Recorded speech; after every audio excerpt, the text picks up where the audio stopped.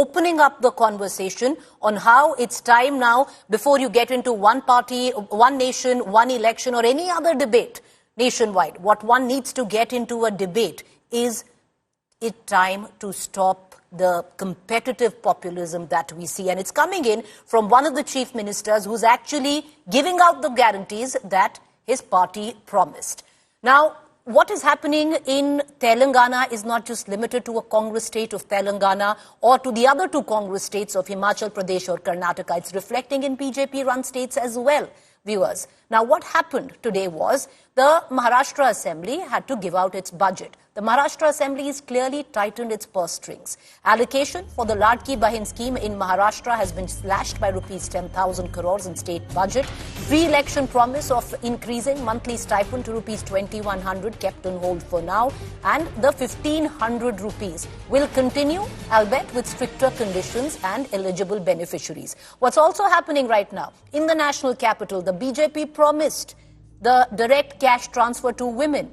Now, even in that, the fine print is now bigger than the scheme, where a lot of loopholes have come in when it comes down to what women are actually qualified or eligible for this direct cash transfer. On your television screen, you can actually see the rising liabilities of state governments who have consecutively, doled out freebies. Some of them headed to election, like the state of Bihar. The others you can see, Karnataka, Madhya Pradesh, Maharashtra, Punjab, which went to polls with a slew of promises.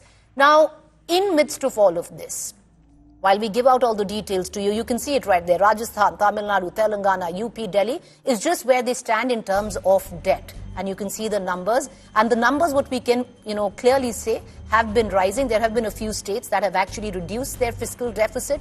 But the ones that we are putting out there are the ones where you can clearly see how the liabilities of these states have been rising. And most of them have been to elections recently. And you can actually see a sharp jump. Meanwhile, there was a plea in court which seemed to suggest that what is the difference between, you're not allowed to give out cash for votes, and freebies is that grey area. Now, where does the case stand in court? Well, we are awaiting right now the government and the Election Commission to file in their responses when it comes down to it. However, we'll give you the latest quotes right there, which the top court of the country has in fact given out. Till now, the top court of the country is waiting for the Election Commission and the government to come back on what their view is when it comes down to freebies. The Prime Minister has been very, very vocal against the Revdi culture, freebies culture, but strangely the BJP